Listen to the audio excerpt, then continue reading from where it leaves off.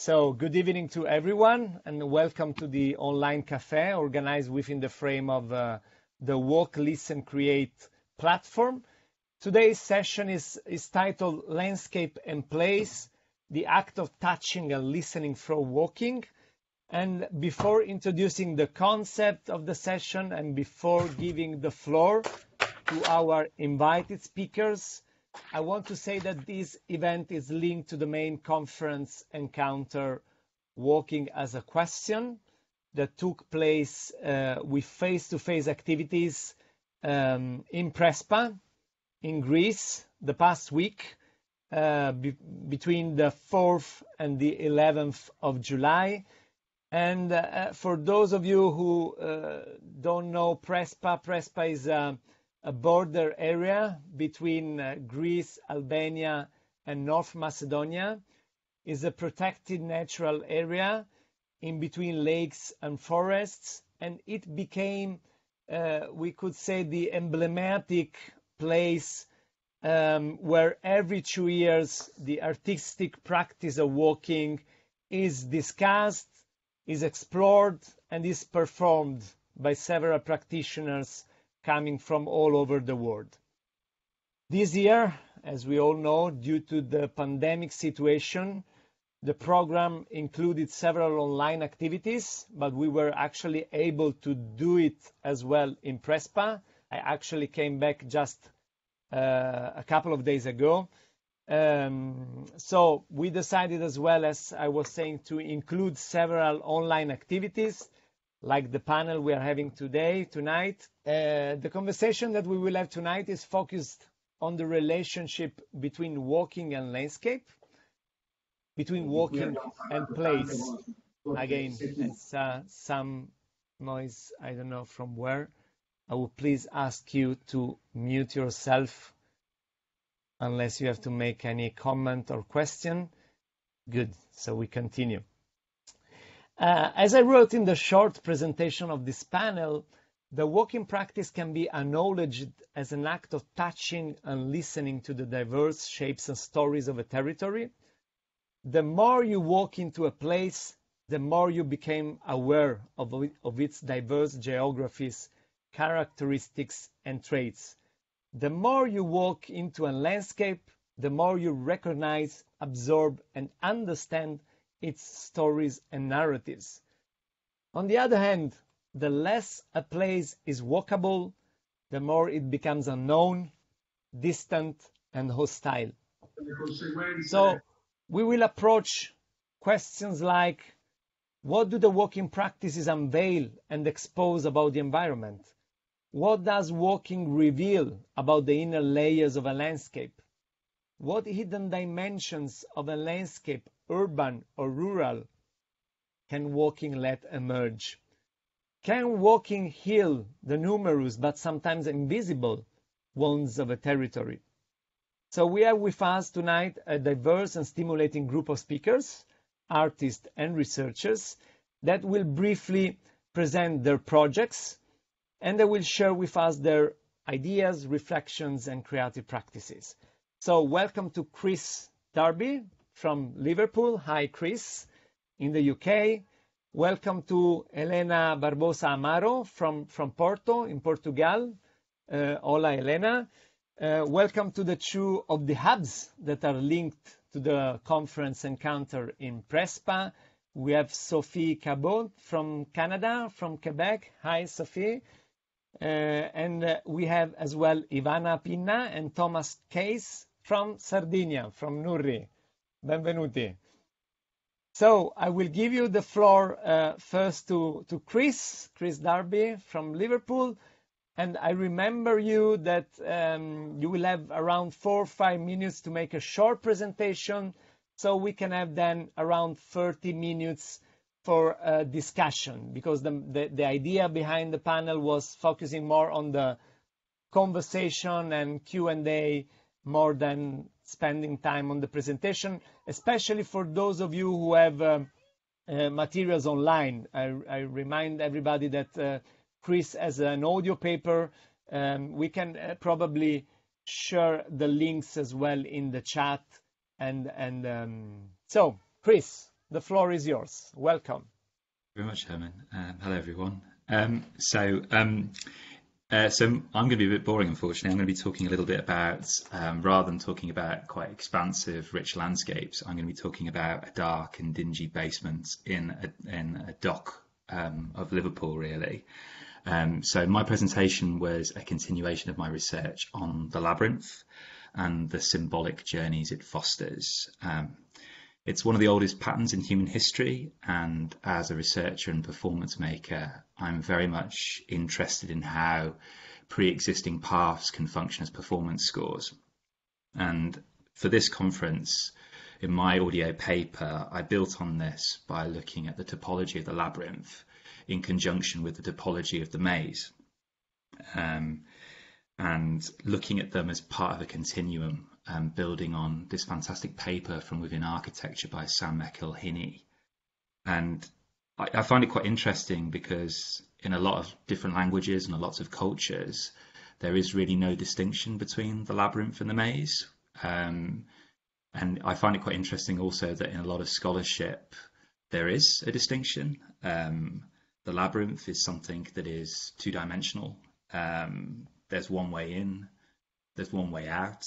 And in recent history, walking it has been with a view for self-healing, for meditation, for reflection, as you're following this inevitable route to the center. Whereas the maze is something that is generally ostensibly three-dimensional. You only see a section of it. You're confronted with multiple choices in terms of the paths you make. And it's a puzzle. It's something that has to be learned, really. Through explorative kind of walking. And ultimately, when you're solving a maze, you are not looking for the center, you are looking for the labyrinth that is in the maze that takes you to that center, really. So I'm interested in those moments where, at instances, as we're learning a space, it shifts from being something that can feel maze-like to being something labyrinthine, which is obviously inherently subjective. And I looked at this in terms of my experiences of a performance project I attended recently called Labyrinth, which was in Liverpool at the Invisible Wind Factory, which was a converted warehouse created by Jacques Marchant's and Chromavision, where you go into this dark basement and this tight little maze, and you walk around. And as you walk around, your very movements, actions, and interactions change the soundscape and the music that is constant throughout. And to start off with, you're kind of walking around, bumping into things, being careful to socially distance. And after a while, you realize that your actions mean something. They matter. Your walking is affecting the music and the sound. And after a while, you start to find a route that you quite like sonically, and you start to develop your own walking routine. You're learning the space, and it starts to become a little bit more labyrinth-like. And those little bits of maze occur. I still got lost at times, but I enjoyed that process of that switching back and forth between these topologies. And you realize that learning has a rhythm to it that I think really walking really brings to the forefront, really. And that process of learning and unlearning a space, that idea of knowledge, acquiring information, intelligence, but also knowledge with a G, something Gnostic, that intuitive understanding and through personal reflection, which is more in accordance with something that's more along the lines of the labyrinth. So I was interested in those kinds of sensibilities, really. And then I concluded my paper by looking at how the labyrinth and maze ask different questions of the walker, and secondly, how within walking as an aesthetic practice, an understanding of such questions can encourage different rhythms of this learning and unlearning of the environment. So yes, that was my paper. Thank you very much. Thank you very much, Kris. Thank you very much to make your presentation in such a precise and short time. So we will have time later on to discuss and get more into the depths of the labyrinth. So I will continue now with Helena. So we leave then the space to the hubs at the end. So Helena Amaro from Porto, Portugal, please, the floor is yours. Hello, everyone. Sadly, I didn't go to Prespa, but I hope that I can go there within 2 years. I have been studying the Val d'Oise, which is the river basin in a river in the northern Portugal. We are talking upon an area that is at least the length of the river is 91 kilometers. So we are talking upon an area that is very significant with half a million inhabitants. And we are making now a proposal of a research while walking is a tool of research. I'm doing a PhD in architecture and I'm studying mobility, housing, and income. And when you walk in Val d'Oise, you have a quite different landscape of the rest of the country because you have an extended landscape. It's like a continuous city. You always have something happening. You have a big connection between the rural paths and at the same time the paths of the logistics. What happens is that mostly people now do not walk anymore because they are frightened. Small children, elder people, people that go to work they do not feel allowed to walk, even though if the distance between their houses and their job is small, and you can do it by walking, because the logistics, this is a landscape, 24/7 landscape, with factories that work all day long and all night long, which means that you have the movement of the cargo, of the freight. So big trucks circulate in narrow streets. What happens is that the scale frightens people. People walking by themselves with the big freight, with big trucks crossing them, they feel insecure. What happens is according to our research, what happens is that people think that walking isn't secure, so they always drive. So the kind of vinculation that they have to the landscape is getting weaker, especially the link between themselves and the river itself, because people can't reach the river because factories and heavy industries are precisely in the lands that are in the waterfront. They also don't walk just by the pleasure of walking. They go to the gym instead, because the smell of the landscape and the sound of the landscape is something that is starting to be a problem instead of being a place to be. In Portugal, we have an expression that says lugar, and lugar is a place with a meaning. What happens is that if you can have a place where you want to go, it's a lugar, and you want to go from your place to that place, which means that you have to walk to there. But if the road itself, or if the street itself, or if the rural path itself is insecure because it has too much noise or too much traffic or not so much people, and so you feel insecure because you don't cross with anybody in the street or in the road, what happens is that the path itself, that should be also a part of the place where you are going, becomes something negative between one place and the other. So when you try to understand if people can, some people need to walk because they don't have another means of transportation. Others can have the choice, but even having the choice, they decide not to walk because they feel insecure. So I ask myself, and that's the name of the research we are doing now, is who can walk in the Val d'Oise? So we try to understand, which is, I'm going to send you by WeTransfer the document that I am writing and some photos of the landscape so that you can understand what I am talking about. What happens is that when we are trying to understand how people move in this landscape, we try to understand if there can be a hiker there, and people just do those walks during the weekend. And so it's something that you do seldom. You don't do it anyway, anytime. So what happens is that you feel that walking is something that you have to be prepared and have the time for it.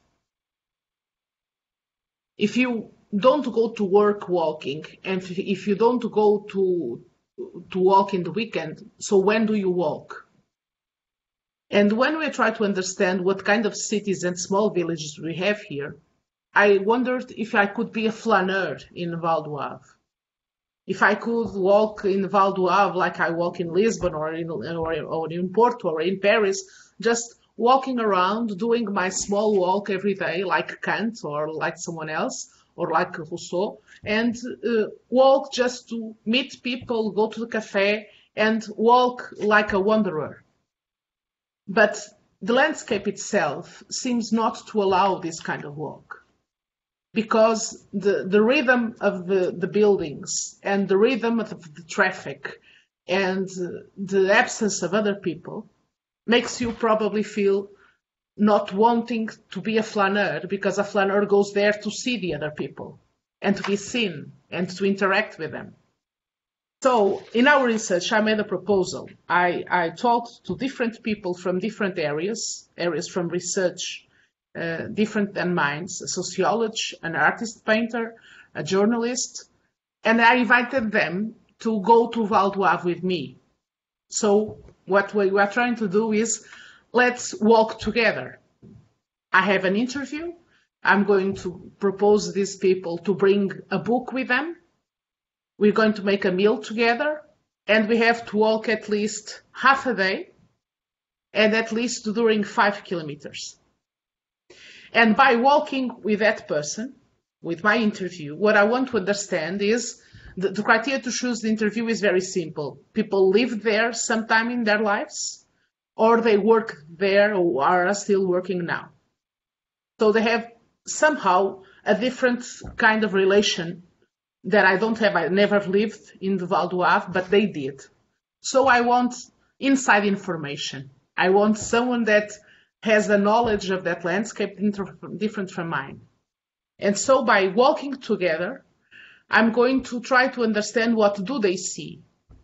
But like the maze that Kris Darby was talking about, and I liked that experience, I think that it was quite an experience doing that path in the maze. Val d'Oise is also a maze because the streets are so connected, and sometimes it's very hard to walk towards an object or a building or something, and you get lost. And even though getting lost might be amusing if you want to get lost in the landscape, it also makes your life harder if you want to understand the landscape where you are walking in. So I have a double aim with these interviews. I want people to tell me what do they see and what is the effect that landscape produces in them while walking there in a landscape that is so demanding with so much information. At the same time, I want, and this is the hidden agenda, I want these interviews to become someone that walks and have an engagement towards the landscape. Because by walking there, they understand what doesn't work. And perhaps having this awareness, like David Foster Wallace talks about, when the two small fishes are in an aquarium, and a young fish says to the other fish, "Tell me, how do you find water today?" And the other fish says, "What is water?" So sometimes we are in this landscape and we are accepting this landscape, and we lose the awareness of the water. We no longer know if it is cold or hot, or if it is clean or not. So walking through the river from the source to the mouth of the river, we are going to do 9 walks in different municipalities with people from different areas of different ages walking together, so that in the end the map that we have is not an abstract map, is the map of the people that were walking together trying to read the landscape in a different point of view.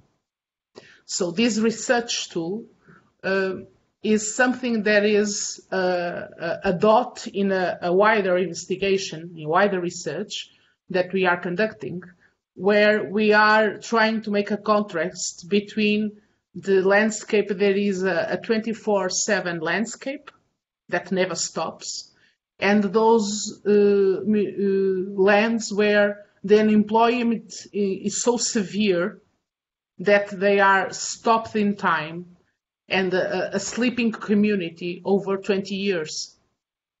Almost like the work of Agnes Varda.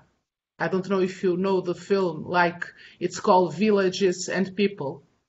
And in the film, they try to show what's happening besides the curtains, besides the empty buildings, besides the ruins of the buildings. So we are trying to arise these kind of questions just by walking with people that sometime in life they lived there. And by doing this, what we are trying to understand is if walking is a problem, if walking can be, being walking the first liberty that you have, the freedom of walk is the main freedom of movement, is the first right from the one you stand for. When you cannot walk because you are afraid or because the street is narrow, because no one walks with you, what happens is that you are losing liberty. But especially you are losing the connection that you have with landscape where you live in. And I think this is a big issue to discuss, and I would like to hear it from you. Thanks a lot, Helena, for sharing with us several layers of your research and different questions. No, we are actually developing this panel, as I said at the beginning, within the frame of the conference, walking as a question. No? And walking is actually a practice that raises several questions, as you were saying to us. So thanks a lot, and we will come back to your project in a moment. When we will open also the floor to the other participants. And I would like to go now to Quebec, to Canada, with our invited speaker, Sophie Cabot. Hi. Hi.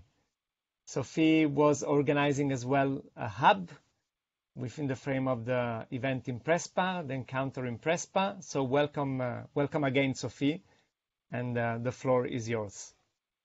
Thank you so much, Herman. Yes, it's nice to be here. Actually, I am in Carleton. It's on the littoral of the bay, la baie des Chaleurs in the coast, the Atlantic coast. I am on the Micmac territory. It's a very huge territory. Was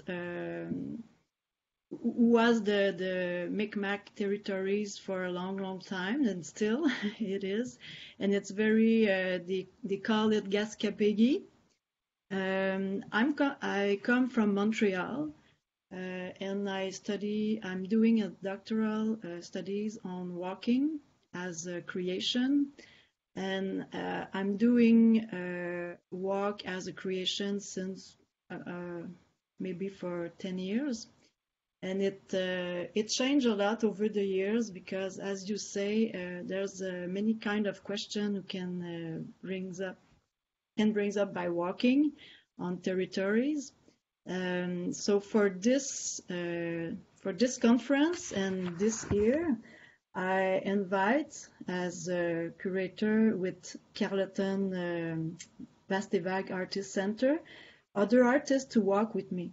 Because there's so much things to see, hear, touch on territories. So that was very interesting to do that with others and see what kind of question can bring from the territories if we are many of us.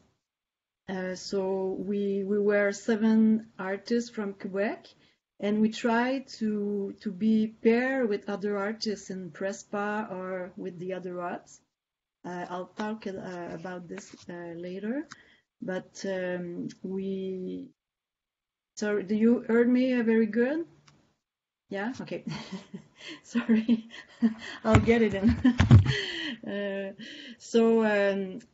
Usually my practice is oriented on the relation, going through other person when I'm walking, and to relate it also to nature. I'm looking for narration, so let the narration comes through the land and coming to me without any question, without just by wondering. So to doing this with others were very interesting. That's why we didn't give specific question for the hub. We just ask people to go walk and see what's going to happen on the territory. Here in Quebec, in the last June and July, we have to face a very big situation. Probably you heard about that. It was about the young students of First Nation young child found in Vancouver and British Columbia. Mm-hmm. So we were very affected by this. It's not the first trauma we heard about. We know about that, but now we are at a point, I think, in Quebec, in Canada, and probably in the world, that we need to relate our relation with nature, with humanity conflicts and trauma also, to make and to relate all these layers we can find on place and on territories. And naturally, when we walk slowly and we want to listen and are sensible to the context where we are, many things happen because we begin to see more deeply about the environment. We talk with others. People want to talk about their place also. So when we put this all together, there's a process coming out of it, and we, comme en français on dit, we go with that. We go with this process to when we walk, and all this collection of information we get from the field, from the others, become to be bigger and bigger, and we can, and also dialogue with other artists gives place to understand and maybe not answer the question, but maybe precise the question, because the big work, I think, it's to find the good question when we walk. We have many questions, but sometimes it's not the first one was the better one. But during the walking, other question comes up, some answers, some elements of reflection, and yeah, to find a good question, it's two step. There's a feedback. Yeah? Yeah, there is some echo. I would invite everybody to mute themselves. I think is Helena. Can you mute? I think it comes from yes. Sorry. Otherwise, we have an echo. Thank you, Sophie. Please. Yeah. So as we I'll be short for the rest. So actually, all the 7 we have a Facebook page. I'll give you the link so you can see. We don't have any paper. That will come later on because it was a new experiment. We took the ball as as it comes, as we say. So it's an experiment for us, but a very rich experiment. Also, we were related to other artists from Netherlands, Zurich, where else? Corsica, and some in Greece also, but they were not in Prespa. So those artists communicate and dialogue with us in Quebec, and they brings up their some question about their territories and about the history of the territories.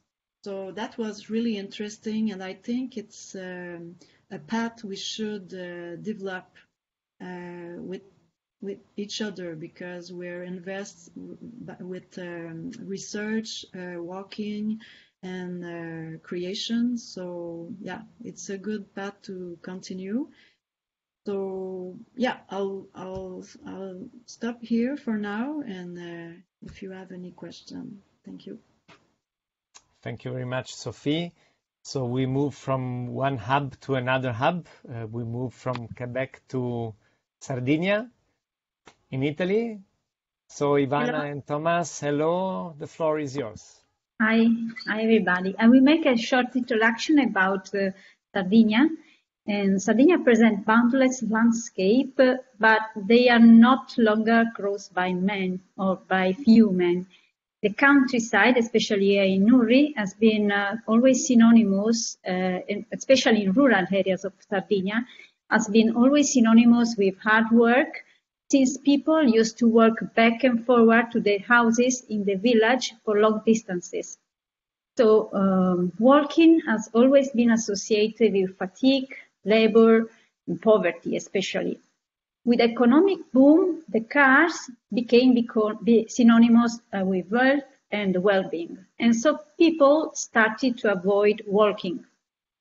Nowadays, in the rural path, they are not used. The rural paths are not used anymore by the locals, except for people that work in the field as sheep herd or agricultural farmers. But they always use the car as well. So most of the people, also in the village, so they used to passeggiare by cars and not on foot anymore. So people normally here they are walking during religious processions or by accompanying someone who has died to the cemetery. So in those moments, walking takes on a meaning of intimate moment and union within the community, in which they huddle together and following a sort of march, everyone with the same rhythm. So in this context, so Nuri and many other villages in Sardinia are very similar. So also what happened in Nuri happens also in the village close to us, and also in many other villages. So our Sardinia, we start from this fact, and we connected to Helena as well, because our question it was so if people don't walk anymore in the landscape, what can happen? What it happens? So the people then don't know anymore their territory. And so maybe there can be also people coming from other places that can take advantage of the landscape. And this is the case because the landscape in Sardinia now is compromised by a series of interventions with lots of wind turbines. And the last one now is that they want to build a radiative waste deposit. So this also solar panels. Yeah, and so there is a kind of greenwashing speculation And the landscape is going to be compromised. Also because people, they are not really, the local people, they are not really aware of what is going on anymore. So because they are not crossing anymore the land, and they are not living, so they don't have this relation with the territory as before. So in this context, we proposed the Hub Sardinia, and we wanted to investigate how walking can be used to highlight or intervene in political, personal, social, economical, and also ecological issue. And also by walking, we wanted to draw attention to the important issue that affect now these rural areas of Sardinia that have been selected as suitable for the construction of a radiative waste deposit. Although 99% of Sardinia population expressed already 10 years ago its opposition, so people don't want it. But since the people don't also leave this territory, we thought that maybe it could be interesting to propose again the walking practice to let the people get close to the territory and also to the landscape.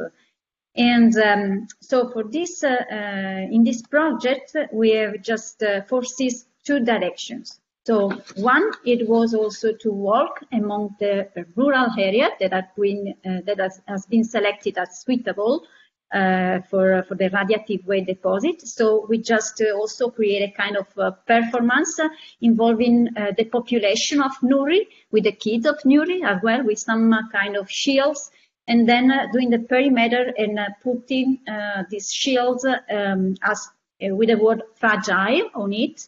So, so that people can have a kind of walking, because it was a long walk and they are not used to walk. They were not used to walk anymore there. It was a walk of about 2 hours.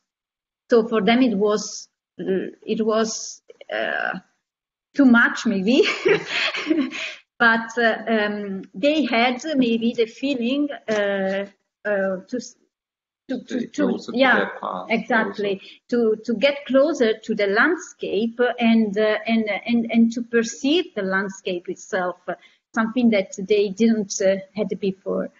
And so apart from this, we wanted also that people can discover again the territory around. We have forest, we have also lakes. We have a vast territory, but people don't really use it. Materials in the territory, like clay, like... Yeah, exactly. So we work also to a clay lake, and that people don't use anymore, but it's a wonderful lake. And it was really interesting because there was one lady that lives close to the lake.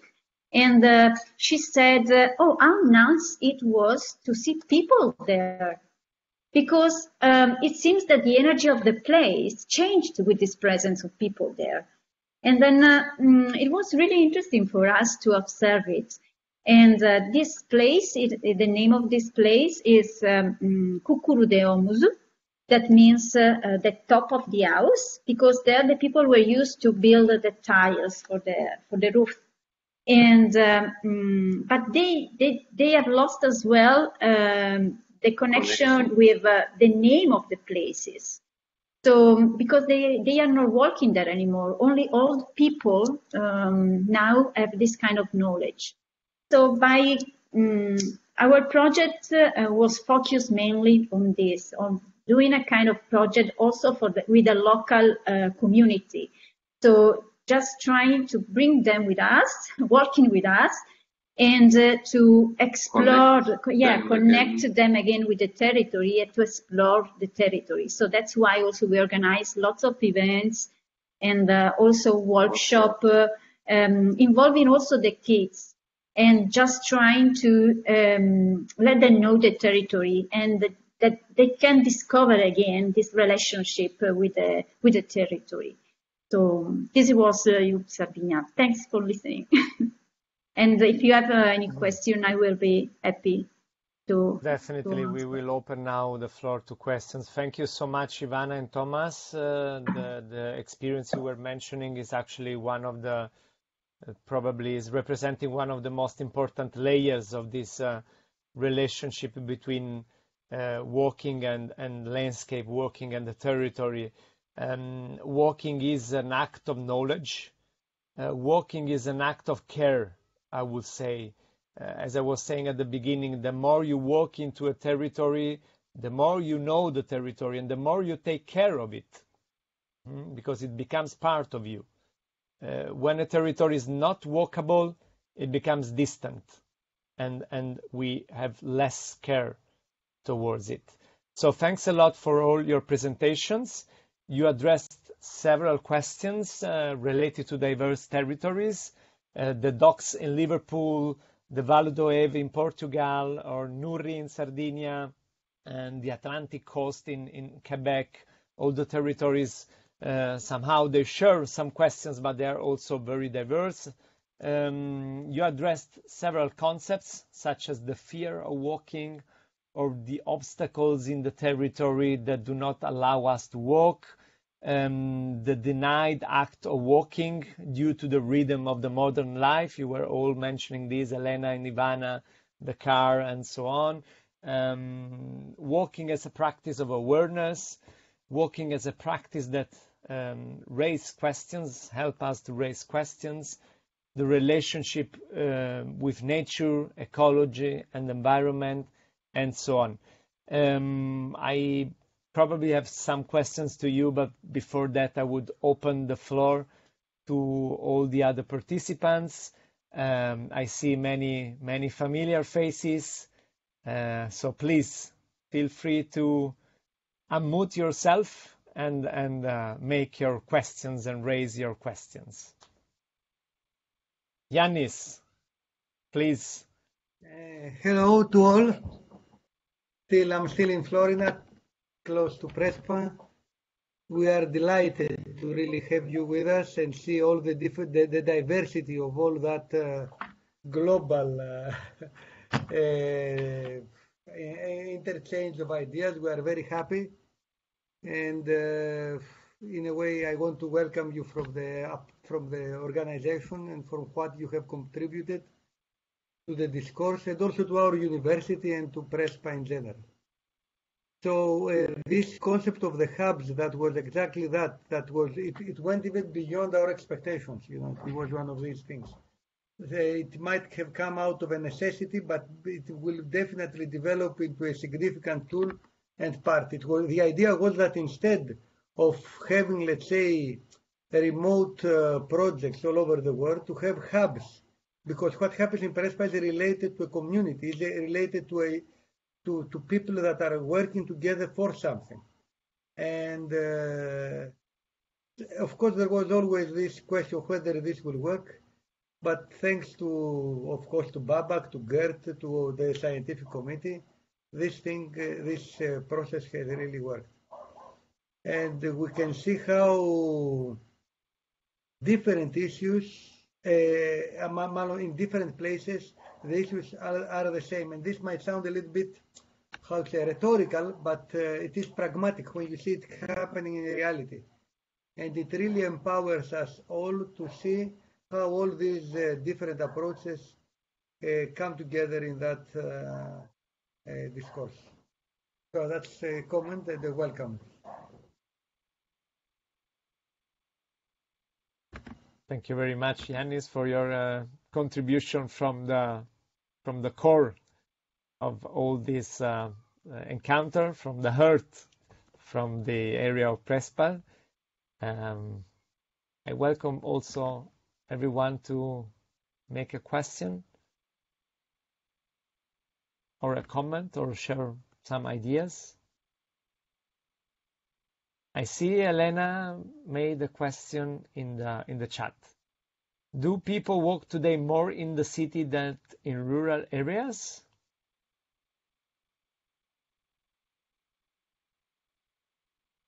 Does anyone want to reply beyond the chat? Ivana? Yes, I can bring my experience because we live in Barcelona and we don't have the car.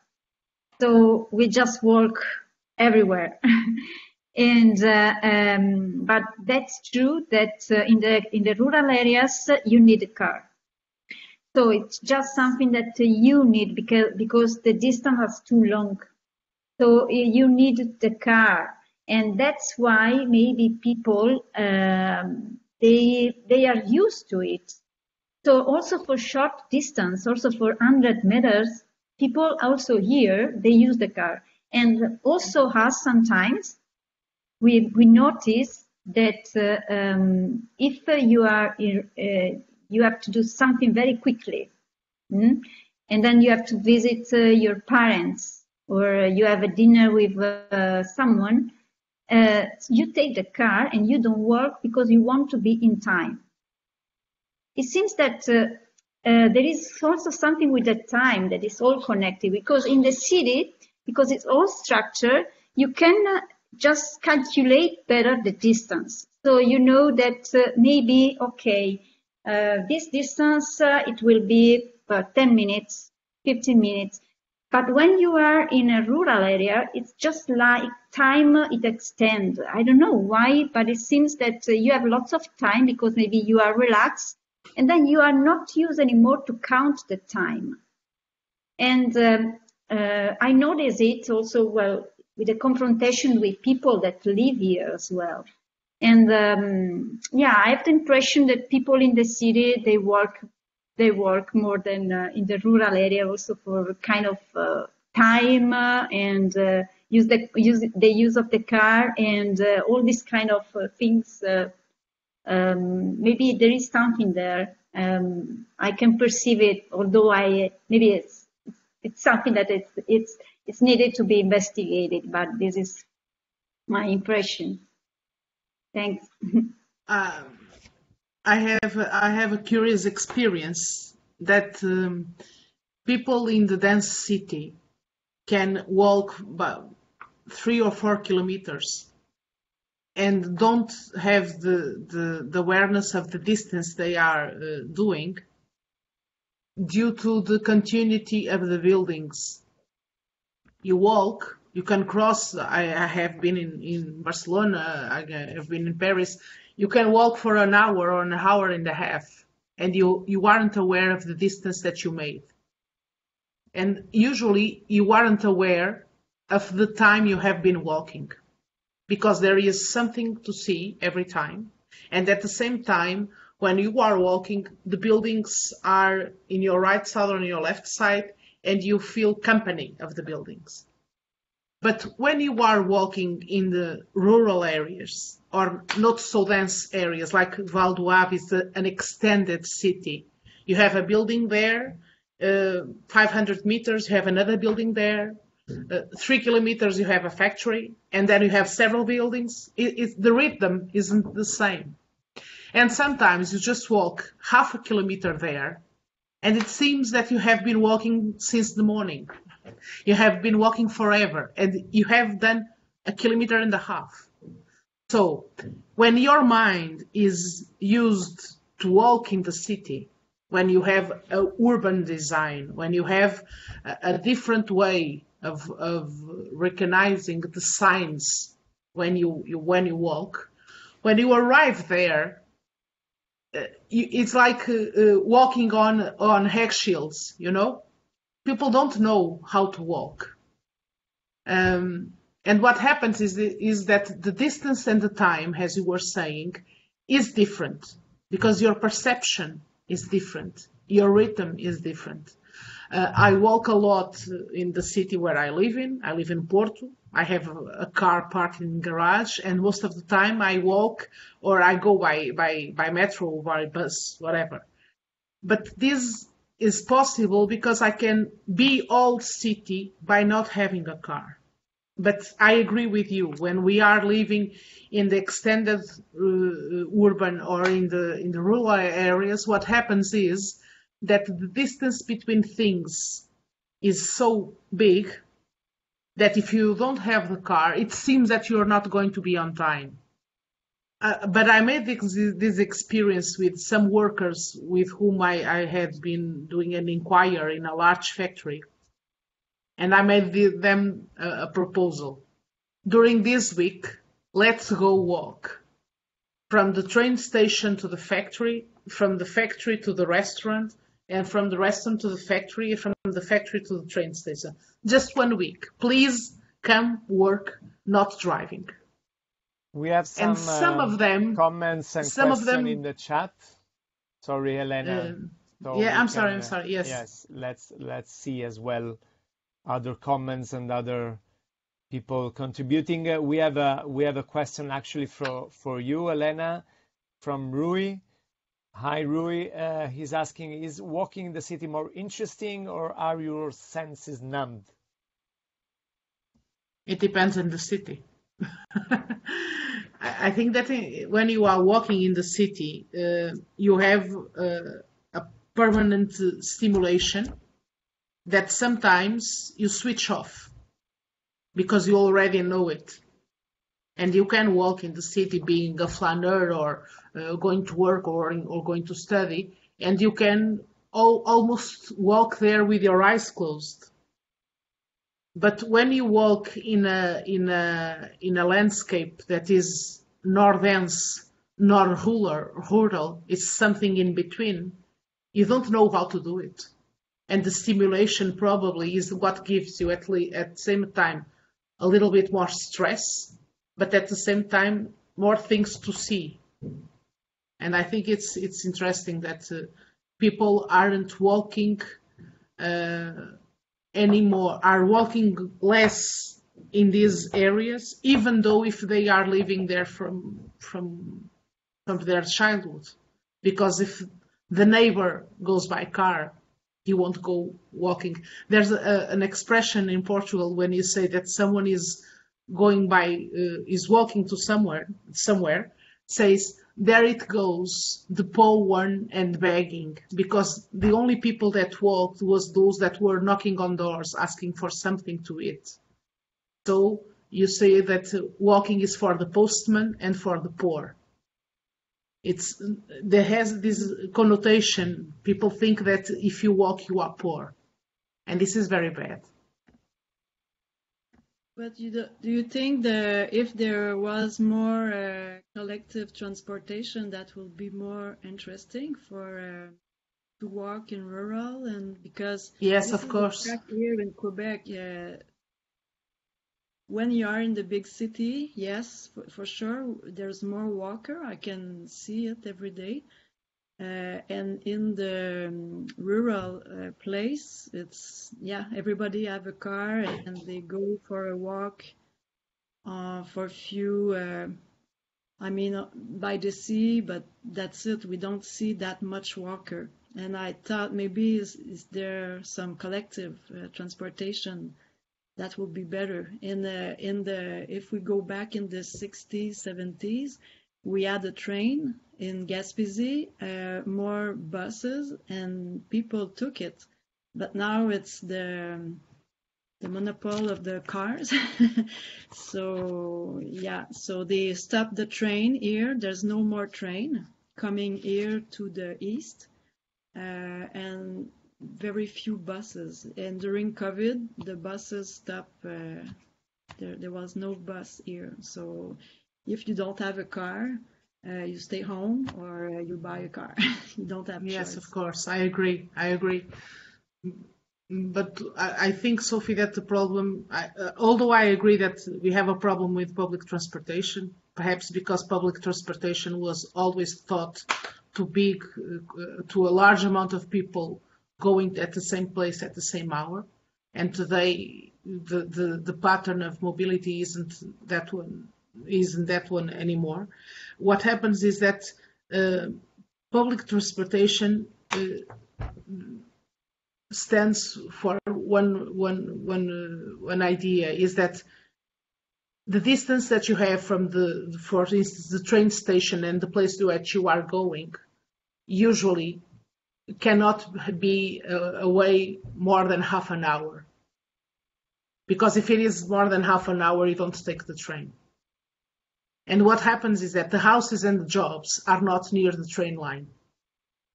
So the train line isn't the train line isn't wrong, but the houses and the jobs went elsewhere. So the train in Portugal doesn't suit you anymore in some areas like this one, like in Val do Ave. And that's a problem. Perhaps it's a problem of land planning. We have a couple of more comments in the chat, and I would invite also others to unmute themselves and share with us your thoughts. Anyone that was having a question ready to be launched or just a comment? I can say what I wrote in the chat. Hi. Hi. So I think it's all, of course, walking in the land, whether you are in a city or in a rural area. So the landscape is always very important. It's always there. You are always part of it. But it's also it depends very much on your mindset, how you actually are experiencing this. So talking about time, of course, distances are maybe different in cities than in rural areas, but I think the big difference is also, do you have time to, do you take the time or have the time to walk the distance that you need to walk?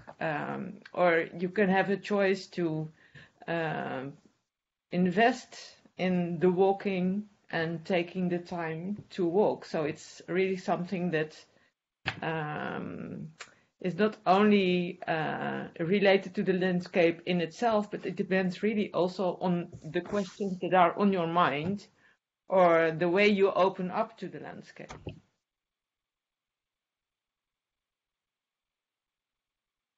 That's absolutely true, Frank. Thanks, Inke. I read as well the comments by Jack, who apparently lives in a village without owning a car. So that would be interesting to know more about this. I don't know if Jack, you can talk about this. Sorry. Yeah. Hiya. Hi. Yeah, no, I was just kind of adding my thoughts. Yeah, so I'm one of the few people in my village that doesn't own a car, and I walk everywhere. We're lucky because we've got a train station. I live in southeast UK, and luckily our train line links directly to London. So we've got really good public transport facilities here. But I don't know, something about getting the train and walking up to the train station and getting it isn't enough to convince people. And I think I've just sort of, as I summarized in my comment, it's more to do with how like society is organized now in terms of it's presumed and the way that planning works by the government is so that you travel places by car. Like even like new housing developments and stuff now, they're all organized so that people can travel by car and public transport is an afterthought, or walking is an afterthought. So yeah, it comes down to more than just, no one's walking anymore because it's not safe or because they don't want to or because their lives are too busy. It's to do with like organization and planning and stuff like that as well. Thank you. Can I just add my comment that I wrote rather briefly? I think there's also a big thing about public land and private land. And since I've moved from the UK to the US, I've been really aware of this. My parents live in a village in Lincolnshire in the UK, and from their door, I can think of 5 public footpaths that they can walk on and go for walks, in the countryside. I lived for 10 years in Minnesota in the US, which was also rural, and there wasn't a single public footpath there. Everywhere was privately owned. You couldn't get on the land. So that's I think that is really a huge difference as well. I mean, I'm not quite sure how it is in Europe. I know there are public footpaths. I'm not sure how many, but this is certainly one big difference of what is publicly owned and what is privately owned and accessible. And also in the US, there are no footpaths beside the roads in rural areas at all. And it's really not such a pleasant experience. I walk every day, but a lot of the time I'm walking by quite heavy traffic. So yeah, so the public and private, I think, are also part of this. Thanks.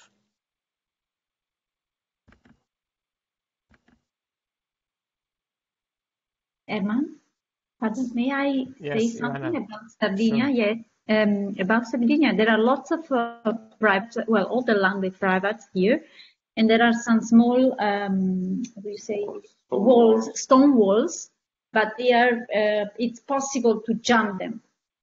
So you can just go from, just in the middle, just jump from one territory, one landed private land to another, but there are not paths. And sometimes it can also be dangerous, let's say, because there are lots of dogs from shepherd, and people maybe are also scared. And so this is also a big problem, and for us, and we choose always some path where we know that there are no dogs. And once we just make maybe 5. Well, we went to the countryside with the car and make an excursion, and then we just wanted to walk. And then suddenly we went, after a long walk, we wanted to go back to the car, but there were some dogs. So we had to do again 5 or 7 kilometers again, because there were some dogs, and then we had to jump from one land to another, and then to go back to the car again. So there are this kind of let's say problems, and maybe also people, they don't want to work here also for this reason, because they are also scared about this kind of situations. Yeah. Yeah, that would open another possible question. Or how do you walk in the landscape? How do you walk in the territory?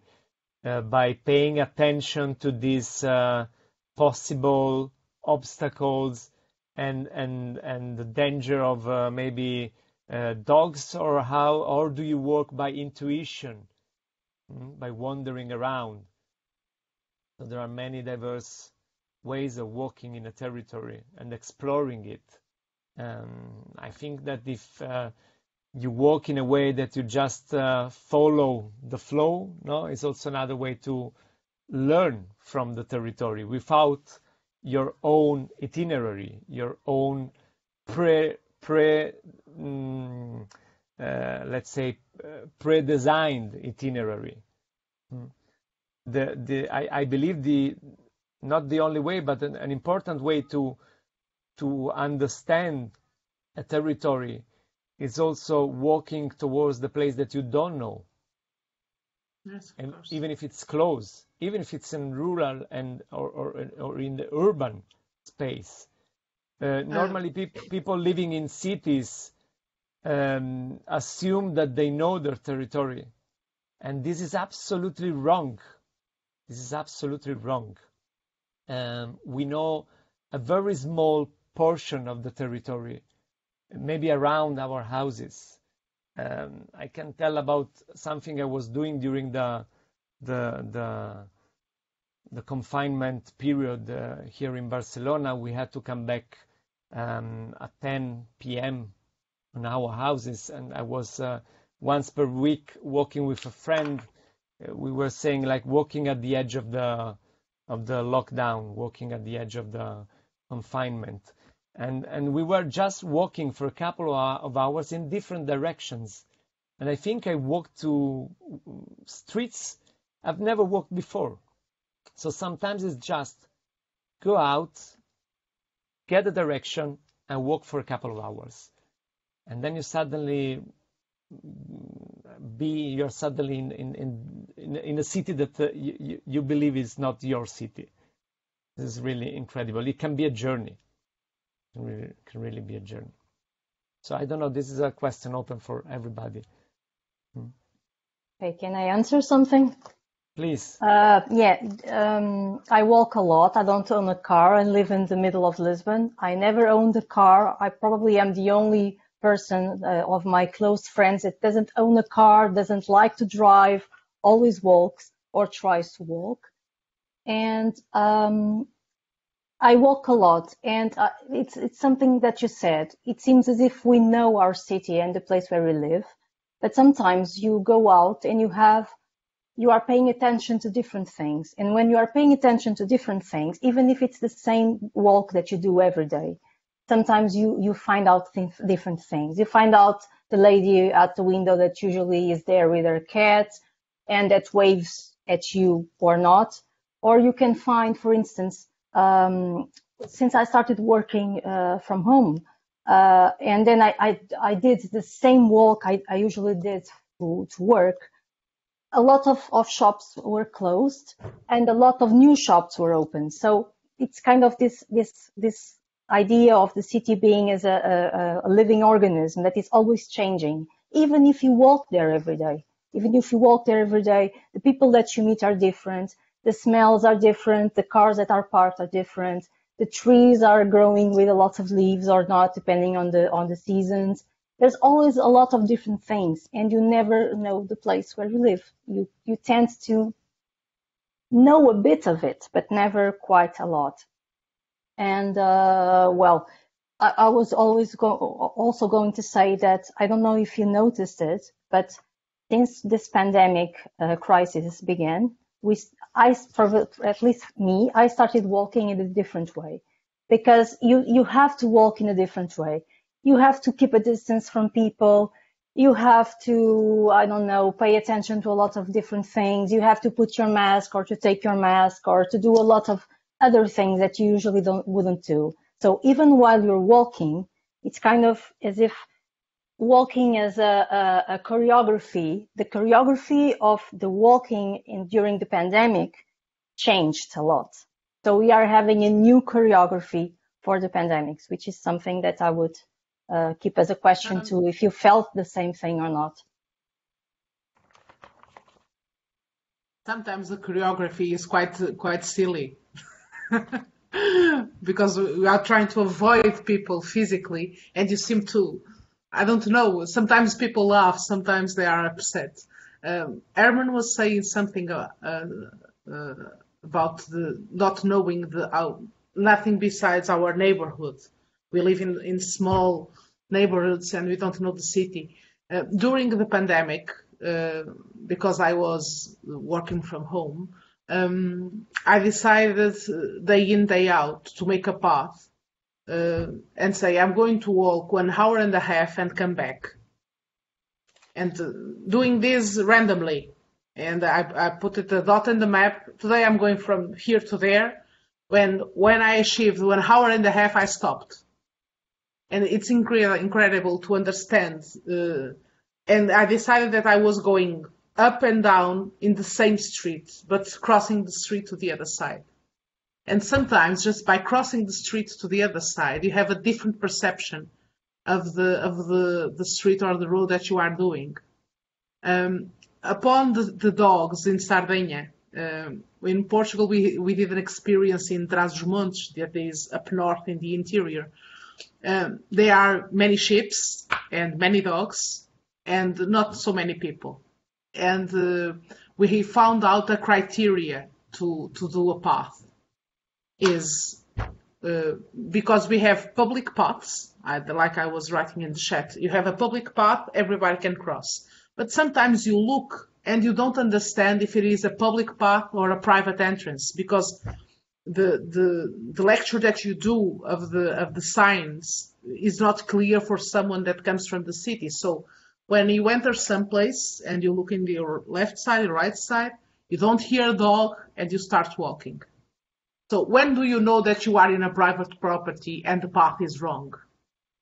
Is when you hear the dog, or when you hear someone talking to you and asking, do you need something? Then you are in private property. And when you don't find someone, but you find a dog, we learn to do one thing, is that you walk backwards. You never give your back to a dog. You learn that when you find someone or something that is trying to avoid the entrance of someone else, that is a stranger in their property, you have always to face the stranger. So you start walking backwards until it is safe. and then you turn around and you go away. And this is quite curious because that choreography that Carla was talking about, that we started to move differently since the pandemic.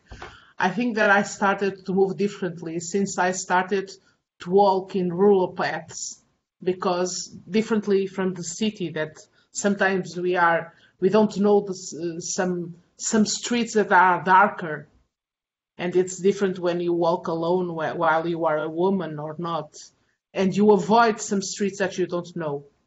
But when you are in rural paths, it doesn't matter if you are a woman or a man. If you come from the city, when you arrive there, it's always an adventure. And I think that makes us think that the smallest path can be, in fact, a learning opportunity. Thanks, Helena. I think we have some minutes left. We could have so many questions, and there will be definitely some things that would be left without time to explore it. I would really like to talk about the concept of labyrinth and the research that Kris is doing. Labyrinths are somehow linked to mythology. Nowadays, probably there are more botanical exercises. But I think if we try to transpose these into our global reality and our social reality, I think it would be very interesting to ask ourselves which one would be the contemporary labyrinths. I'm thinking about people lost in paper issues in the society, migrants wandering around, lost in labyrinths, waiting the right moment to cross and enter somewhere else. So I think this concept of labyrinth, it could be easily transposed to the social life of many places in the contemporary world. I don't know if you have any thoughts related to that, Kris, or. Yeah, I mean, I've really enjoyed literally just soaking up this conversation, really. And I think one thing I didn't mention is that traditionally the labyrinth has also been used in a kind of apotropaic function as something protective. And because it requires reiteration, it's as only as impactful and as powerful as the people that are walking and reiterating it. Otherwise, it loses its power. And there are lots of labyrinths that we've probably walked over without realizing because they're generally these kind of flattened things on floors. And I was actually looking today if there was any in Sardinia, and I forgot there's a very famous one actually in Sardinia. And there's like 3 different kind of interpretations in terms of what this labyrinth represents in this kind of tomb. One is that it is something of being in a kind of a tomb. It's just a symbol of life and death and rebirth. Others see it as being something that's a kind of a protective thing, in the same way that you'd get like the kind of Celtic knot on shields. It symbolizes something impenetrable and protective, a bit like the kind of the Cretan labyrinth. But some people just see it as something playful, an act of graffiti to kind of imaginatively travel while one is sheltering perhaps from the rain outside, or the elements outside, really. And it's these kinds of portals I quite like, really, and that portaling, and just hearing these kinds of stories. What I'm hearing from the presenters today is that sense of reiterating. Walking acts as it's this simple act of reiteration. If we don't do it, it loses its power. That landscape, that path loses its power. We lose the path entirely, really. And my way into it as a performance studies scholar is that element of play. But I've really enjoyed hearing today about these other avenues into that process of reiteration, and how the same path can yield different insights and different questions depending on all manner of different elements, really, in terms of what you bring to that experience, really. Thanks a lot, Kris. Yes, not muted. So I don't know if any of you want to make any final remarks, final consideration. I think that from this talk and this panel, my final reflection is that there is no territory, and there is no landscape, and there is no place, and the territories, the landscapes, and the places have no meaning without walking. I think that the act of walking is exactly what it gives meaning to a landscape, what it gives life to a landscape, to a territory, to a place.